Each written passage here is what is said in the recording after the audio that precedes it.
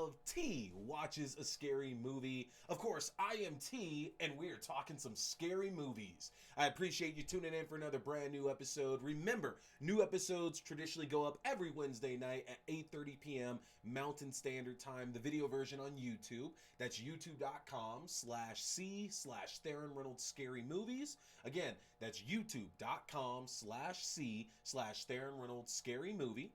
Or you can find the audio-only version on your favorite podcasting platforms, including iTunes and Podbean. Just search T Watches a Scary Movie. Don't forget to follow me on my social channels. I'm on Twitter, AXDEW. I'm on Instagram as Theron_Reynolds. And of course, you can find our Facebook group to where I put written reviews. I'll put my new episodes up. You can find info on our watch parties at facebook.com/groups/T Scary Movie. So I said it was a special edition of T Watches a Scary Movie today, and it is because, folks, we are back with T and Friends Watch a Scary Movie, and joining me today is one of my all-time favorites. I've talked a lot about how in the 90s I moved to Australia, and we didn't have a lot to watch there. I mean, besides what was coming to the theaters, we had one American channel, and we only got what they picked to put on that channel from the States. And one of the shows that I got into, very much so, absolutely love it to death, was a show called Sliders, about a group of people who end up getting this device that allows them to travel to parallel dimensions, and they're trying to find their way back home. Now, Sliders, the star of that show, it was a young man named Jerry O'Connell, who you might recognize from other works including Stand By Me, Scream 2, or Piranha 3D. And I have landed him, folks. I have been wanting to interview this man for a very, very long time. Big admirer of his work, and we got the interview. So, we're not going to waste any time at all here. We're going to get right into it, but folks, I'm giving away 2 copies. That's right, 2 copies of Scream 5 to celebrate this interview. I'm going to give away a digital copy as well as a physical copy. And to qualify, to get a chance to win that, all you have to do is be following me on Twitter, and you got to retweet this show. That's right. If you want a chance, just follow me on Twitter and retweet this show, and you're good to go. That's all you have to do at that point. Well, of course, I want you to like this post as well, too, but that comes standard with the territory. But follow me, like this post, and retweet this, and you got a chance to win yourself a free copy of Screams. Now, tomorrow, if you're watching this at the right time, I have another new episode of the show coming where I'm going to be reviewing Nightmare Alley and Mimic. It's a Guillermo del Toro episode. Not that one, but next week's show, where I'll be doing some werewolf horror, talking The Curse, the 2022 film, and Cursed, the Wes Craven werewolf movie. That is where I'm going to reveal the winners. So again, if you want a chance to win a free copy of Scream 5, like this post, make sure you're following me on Twitter, and retweet this, and I'm going to pick 2 winners randomly, and you're going to get a free copy of Scream 5. Keep in mind, though, physical copy you will not receive until April, as it's not coming out until April 1st, I actually believe it is. So, digital copy, you'll get it immediately. Physical copy, you're going to have to wait a little bit on that. But no more time wasting here, folks. Here's my interview with Jerry O'Connell. Hello, folks, and welcome to T Watches a Scary Movie. And we got a special edition today here. We're doing T and Friends Watch a Scary Movie. And joining me is the incomparable Jerry O'Connell. Jerry, how you doing today? What's going on? First time, long time. I love your digs there. Although you have the Liev Schreiber Scream 2 poster in back of you. It pains me because I bought this poster about 15 years or so ago, and that was back when Amazon didn't give you all the options of stuff to get, because Lord knows I want that O'Connell poster. That's the win right there. It's so funny to me. I was in the original poster, and then I wasn't in the DVD poster. So yeah. I don't know. I mean, I guess Liev is definitely more famous than I am. I guess that's it. But but your role was definitely more vital, I feel, to the movie though. So you feel that they would put that one. I guess also spoiler alert. Are we allowed to give 22-year-old spoilers here? You're good. 22-year-old spoiler alert. There you go. My character doesn't make it, but Liev's does, so maybe it was that. But man, I gotta tell you, it's so funny. I remember seeing the poster on the DVD, walking into a Blockbuster or whatever, and being like, "Are you kidding me? I'm not on the poster anymore." I should be right there, and it's nowhere. It's nowhere now. Of course. Now we have a 10-year rule here, so you're free to spoil whatever you want to Oh, about good. I your love work that. as we go. Yeah, because we want to make 10-year sure rule. Okay. everybody's checking the new stuff. Because matter of fact, I was just watching Satanic Panic the other day, and I was like, no, we cannot give away spoilers there. That's only a few years old at this point, so we're leaving that. But yeah, no, Scream's perfectly fine to get into. So fun. There's a couple movies I was a part of that I keep getting revisited on Twitter and everything. Mm-hmm. And Satanic Panic is one of them. Piranha 3D is one of them. But Satanic Panic gets a lot of online props. It's really funny.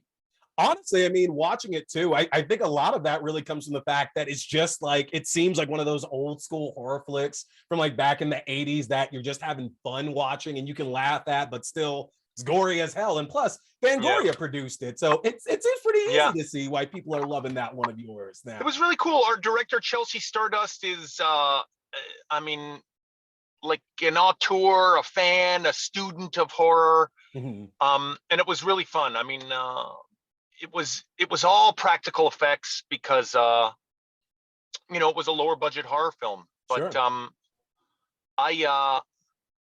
I love those. Those are my favorites. You know, I mean, I just I could watch them all the time. It's so funny. My wife and I are huge horror fans, and we just watched Supersia. I hope I'm saying that right. Yeah. Supersia? The new one or the OG? You got it right there. We watched the new one. Okay. I have never seen the OG one. It was really good. Also, again, a lot of practical effects, a lot of it was really cool, really stylized. We were really into it. Kills it in that role too. Like I didn't even know that was Tilda Swinton in the damn movie. But all of them, Maya Goth, Tilda Swinton, Dakota Johnson, Chloe Moretz, all those girls. It was really stylized. It was I mean, the budget must have been out of this world. You know what I'm saying? Yeah. But it was really good. Really good flick. High recommend.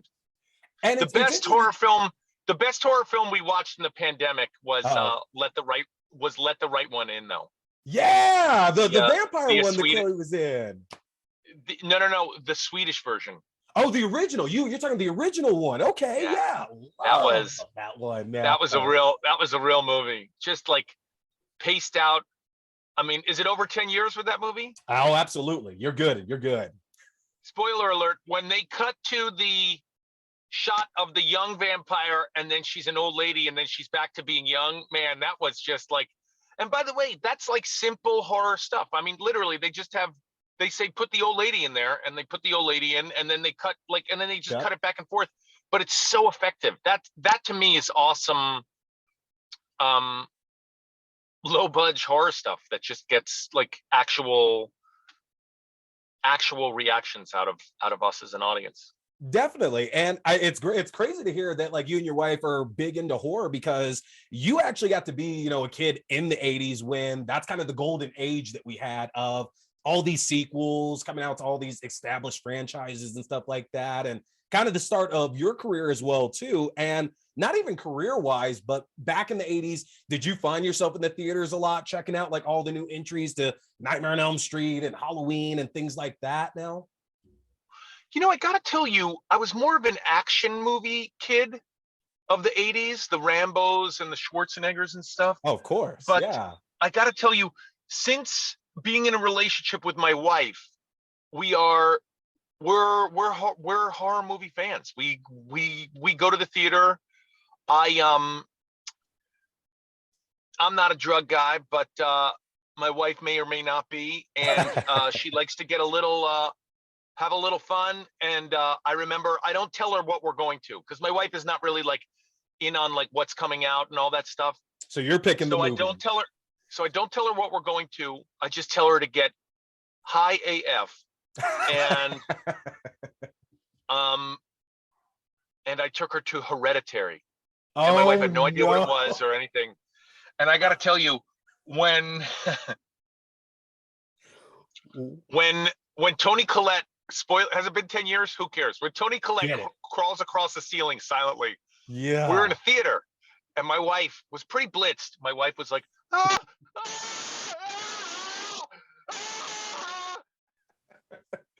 It was losing really it. fun to watch. Even oh man, and yeah, we're here in Colorado, so I definitely understand now too, because that's the way you have to be with some of these now. Um, and it's great. That's so awesome because it seems very hit or miss, or I guess one way or the other. What actors who they get to do a lot of like genre roles or roles in the horror industry, and you hear a lot of them like typically say like it's just a role, like it's nothing for me or anything like that. So it's actually refreshing to hear that you guys really enjoy that's actually a big enjoyment for you too. Really fun to work on. I have one coming out later at some point, maybe later this year, called The Corner, starring Bailey Madsen. So great. Directed by Patrick, who edited all the Scream films. It's a real Patrick horror film, a real Lusiter. slasher film. Yep. Yeah. It's going to be a real. I high recommend. It's going to be a real slasher. It's Bailey Madsen and myself, and there's some hunting that happens. Okay. And hunting down of people, and it's cool. A lot of gore, a lot of practical gore. Fun, Which is fun to play, fun to be on. And they it's so funny. I know Patrick Wilson well, and his success, like the pillar of it, is all in the Insidious franchise, and it's I think if you're going to be an actor, I think you need a good horror franchise in your quiver. You just do. I mean, it's just the movies do well. It's a big part of Hollywood. It's not the most glamorous part of Hollywood. It's not the part that gets you high scores on Rotten Tomatoes or gets you awards, but it's an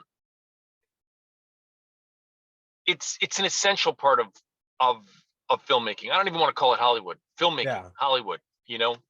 Man, it's so funny. I was we watched Supersia, and so it came up, and we streamed it, of course, and I was like looking through what the algorithm was suggesting that we watch after it, and It Follows came up after it. That's a great and one. I was like, that was a good freaking movie, man. That was a real movie that I went to the theaters twice to go and see. It Follows is my jam. Teenagers, sex, STDs. Oh yeah. Teenagers in a group, teenagers getting picked off.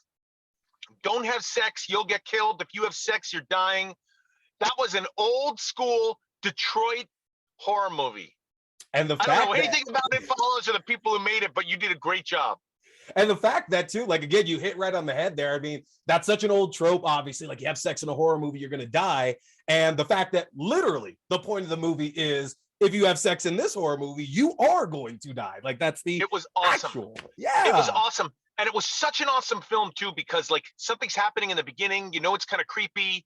And then, I mean, I don't want to sound like a creep, but it's like teenagers being tied up and like not on their will, and then a monster coming, and it's like a whole thing in an abandoned like warehouse. Don't go have sex with boys in abandoned warehouses. It's just, there's life lessons there. Like I have daughters.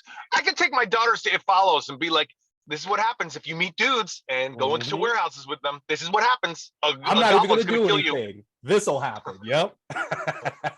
And speaking of which, I mean, because you just mentioned your daughters that you and Rebecca have as well. There, do you get brownie points right now? Because Scream 5 just came out and it's doing amazing numbers. The only like Scream 2 is like the highlight of the series. Like y'all made big money. Box office wise for Scream 2, and Scream 5 is finally coming back around and getting that kind of critical acclaim and everything. Are you getting credit at home for that with your daughters, knowing that like, hey, dad did that, back in the day, that was me doing that back then? Definitely. I have 13-year-old daughters, and it's not so much them because my daughters think I'm an idiot, but their friends come up to me, and that really confuses my children, is when their friends come up to me and go, hey, you were in Scream 2. I saw it. We're catching up before we see the movie. You played Derek. And it really like my kids are like, what were they talking to you about?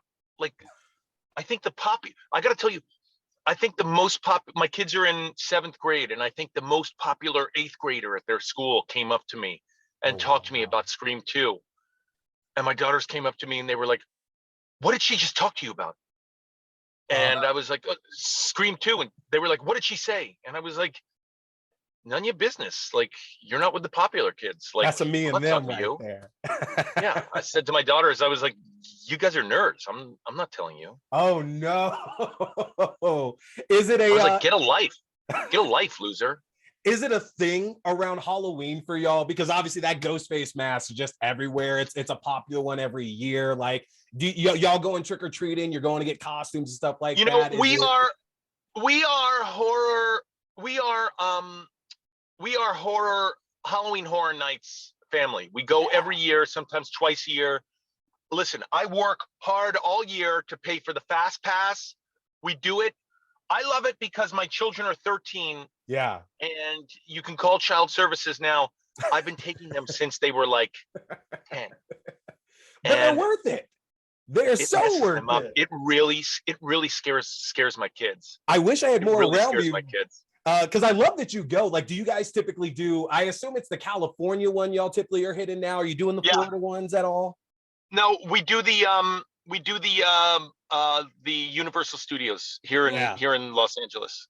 Yeah, I got me and my wife got to go. We try to go every year as well too, and like so we get like the nice shot glasses. Got my leather face one here and Yeah. everything from the year they did it. And you know, with y'all getting to like just engage with your fans. You know, you're talking about like your daughters at school and getting to go to Halloween Horror Nights and everything as well. Do you ever, I guess, look back at your career and some of those earlier roles that you did and kind of wish that you got a bit of the experience that maybe your daughters get with you now, like in terms of being in the not necessarily the Hollywood lifestyle, but being in this film industry and having that connection to somebody who can kind of guide them, kind of talk about everything that's going on in that world? You know, I had a father who really liked film and appreciated film. I went to NYU film school.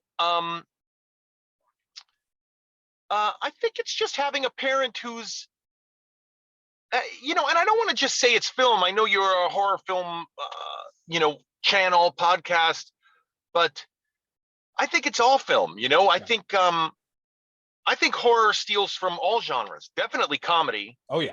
Um, so I don't want to just say it's. I don't want to just narrow it to. I just don't want to narrow it down to. I'm teaching my children an appreciation of horror. It's more an appreciation of all art. I mean, my kids are legally blonde now at school, and like that's like even doing musicals. There's something. There's there's there's elements of horrors and musicals and Everything. horror.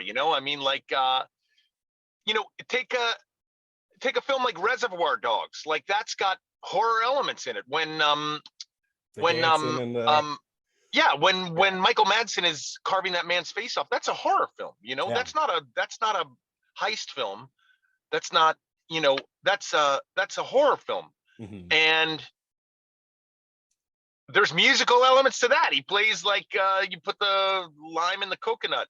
Yep. I mean, Mhm. it all comes together. So I don't like to even say that horror is just one genre. I like to think things are influenced by all genres.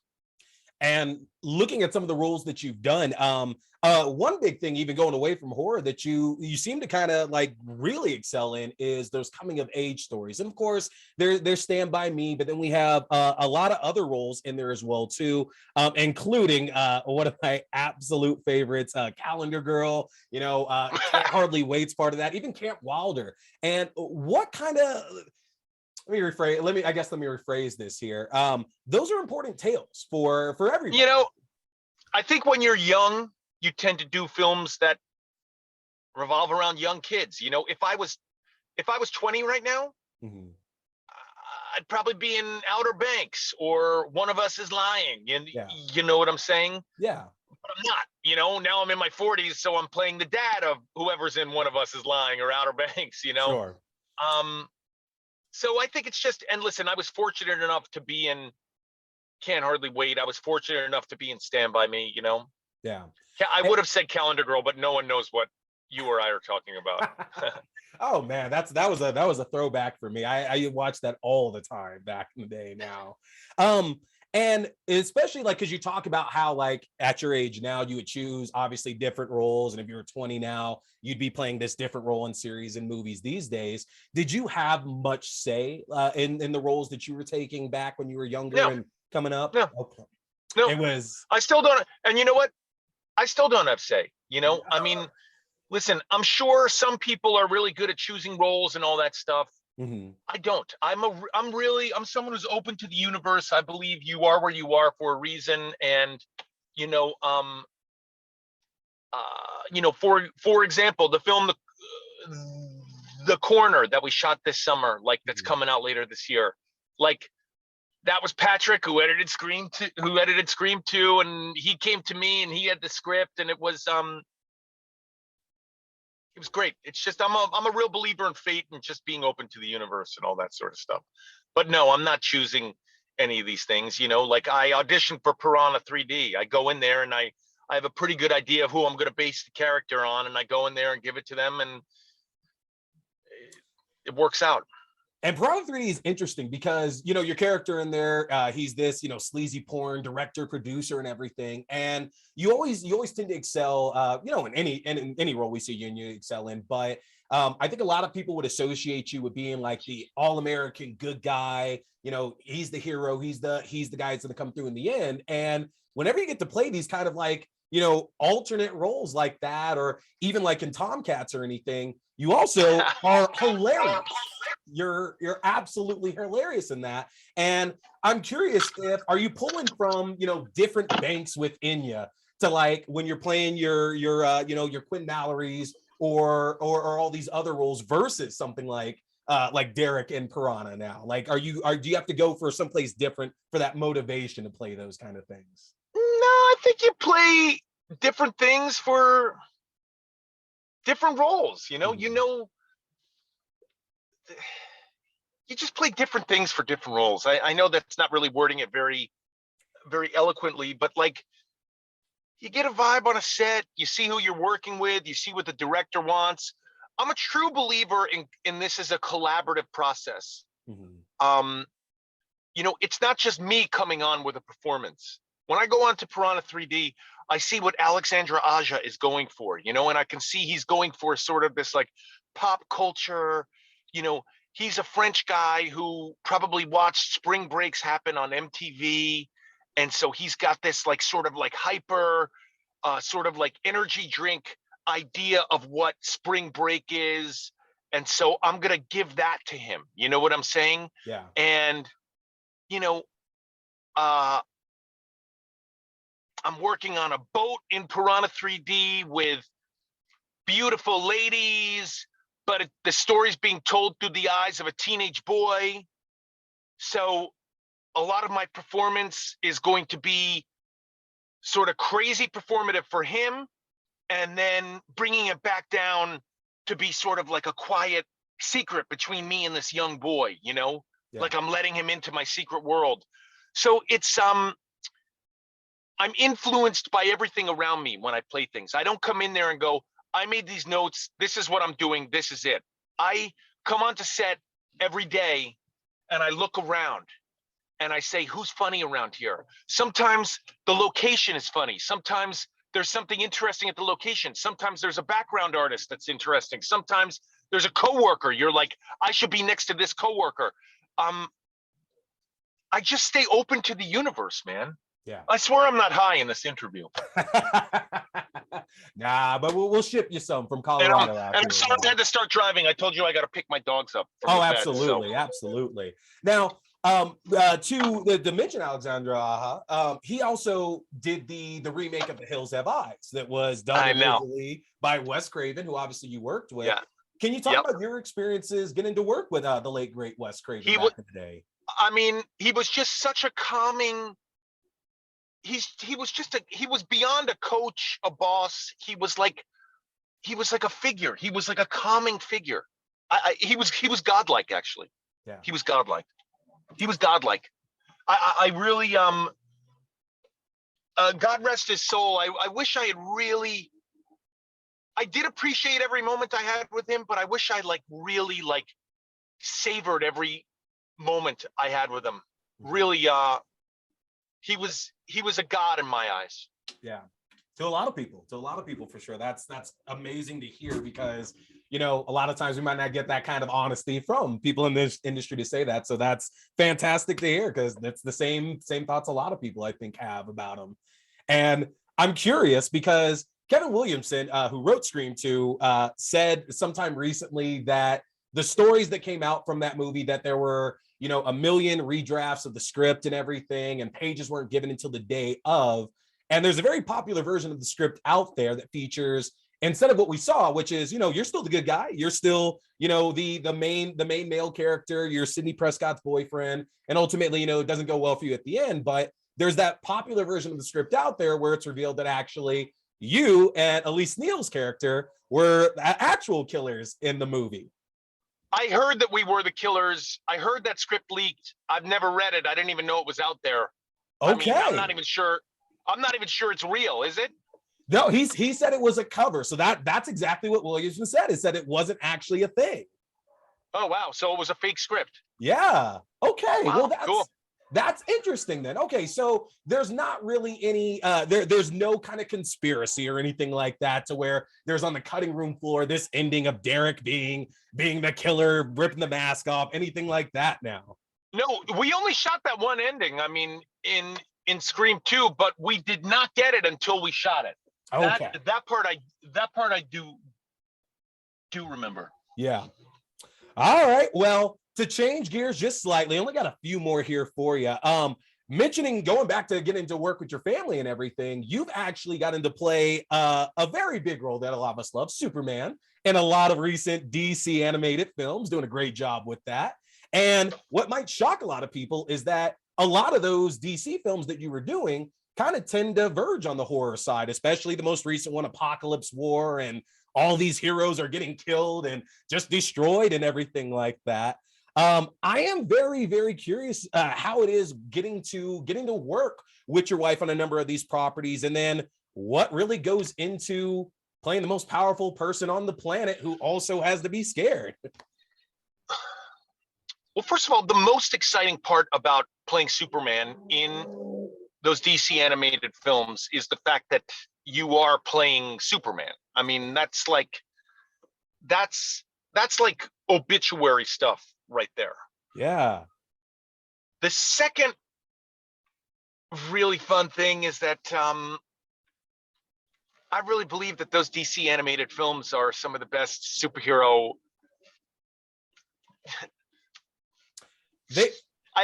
I think they're some of the best superhero storytelling out there. Period. They are. They really are. And honestly. So it's an honor to work with all those people in DC animation. Mm-hmm. And lastly, working with my wife, you know, you get a second hand. There's something fun about it. It just works. There's a you know, a lot of times you're not recording with the other artists, and you do hear them and you get an idea, but like there's like a second hand when you're working with your wife. And it's a funny story, and we get to go to Comic-Con, you know. I mean it's like a whole thing, you know. Do you find we get the carpool at Comic-Con together. We do a couple of panels. It's a blast. Do you find voice work to be like just as challenging as actually like doing on-screen work? Is it actually just like, is it easier just to kind of get in the booth and just like lay it down? You know, I'll tell you what's challenging about playing Superman in the DC animated films is the fan base is very protective of their Superman. Of course. So when you're new, people don't like you. You read the comments, you take the notes, you do the second one, and then a few more people like you, just a few more. The film comes out, you read the comments, you hear the rude comments at Comic-Con when someone comes up to a microphone and insults you in front of hundreds of people.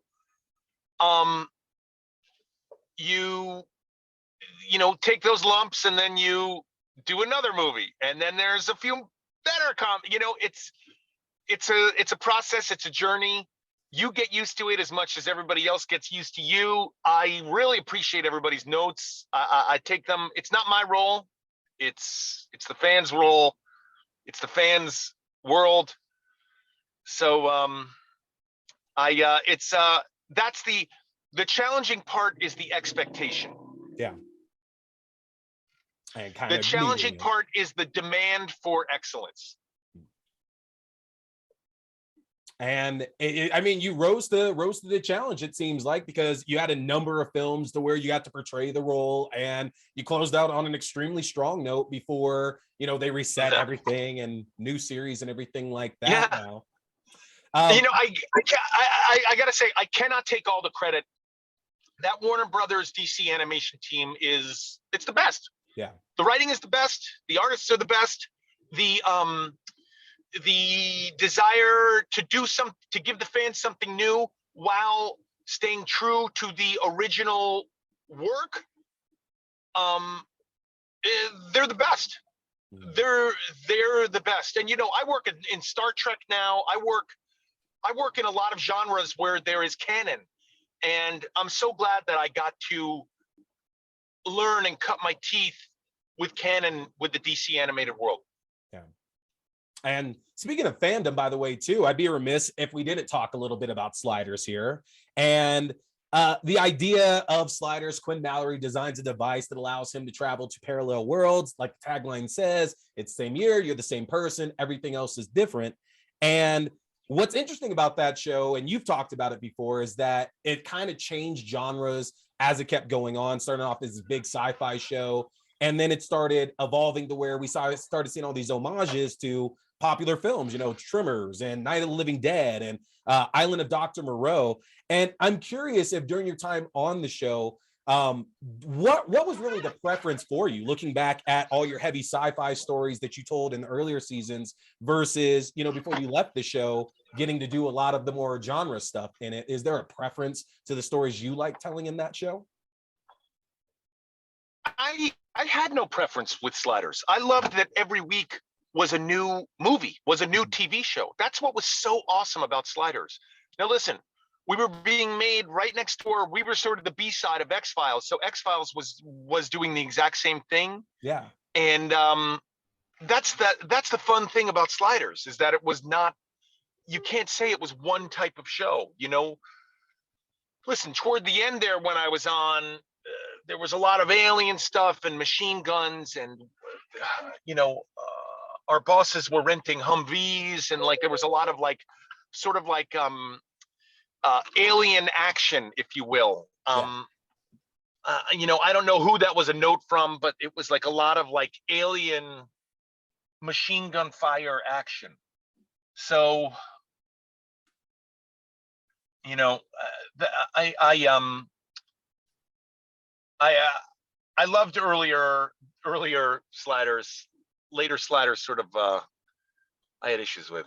Yeah.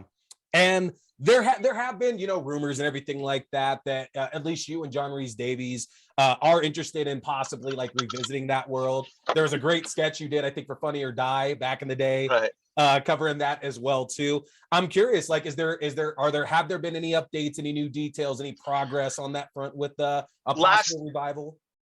Universal owns the rights. Last year, I called this person's office at Universal International. That's who supposedly owns the rights. Mm-hmm. And they have yet to call me back. All right. It's been a year. Still waiting on that call back. I'm not giving a name. That would be so rude. Come on, Universal, call back, please. Please. Yeah, please, I'll give a company. I won't give a name. But it's funny. I think it would be, maybe they think there's not a demand for it, you know. I mean, I think there is, but that's just me reading my own Twitter feed. So what do I know? Oh, there's a demand. I would agree with that. There's a big demand there for it. All right. So before we let you go, then the one thing I've done with all my guests here on the show is a little bit of fantasy booking for a couple of roles to see where you would take it. You know, I get it. You're the actor. You're just portraying the words that are written on screen, but sometimes I'm sure, you know, you have your own thoughts about where something could go. So I got two quick ones for you that I'm curious where you would take it now. So we got to go Scream because obviously that's the big thing going on right now. Let's say Derek doesn't die, takes the shot, goes to the shoulder. He's able to walk off in the distance. Right. Where in your mind, and it can be outlandish, it could be something that might have been talked about at one point, but if you've ever given any thought to it, where would Derek be, I guess, in this franchise had he not died in Scream 2? Him and Sydney still together? Did Ghostface eventually get him in one of these other films? Where would you see him? No, he and Sydney are not together because they were just dating in college. Okay. I guess he's severely traumatized by what happened. Does he still go into medical school, I guess, is the good question then. No, I think he pivots and he works with victims of violence. Okay. And he I mean, I'd like to think he goes a little Dewey mode and helps Dewey catch old Ghostface. Okay. I like that. I do like that because that kind of seems very realistic from a character who. Although I was always jealous that Tim Oliphant got to be the killer, man. That's some good stuff there. He did a good role, but you guys also played very well off of each other throughout the film as well too. And the last one I have for you here, hit sliders again on this one. If you got to change the fate of Quinn Mallory, it doesn't have to continue on from the last season you did or anything like that, but without giving away any spoilers, I guess, of anything could be talked about, where would Quinn Mallory be today? Give me 1 second. I'm just on the phone. Okay. Sorry. Sorry. Oh, okay. Sorry. What was your question? So if you could fantasy book today, Quinn Mallory, where he's at, the last season of Sliders doesn't happen or anything there, where would you see Quinn Mallory going? Oh man, sliding? Everybody wants Quinn back. Come on. He's broken. He hasn't made it home. He's given up hope. And then someone comes in his life and says, we got to get back home. And then he's got to pick up all the originals. We got to get Clavant Derricks, John Rhys Davies, and Sabrina Lloyd in there. Awesome. Well, Jerry, I really appreciate your time today and coming on T Watches a Scary Movie. You got a big fan in me, and I know you got a lot of fans around the world, so it's much appreciated. You coming on for a little bit and talking your career, man.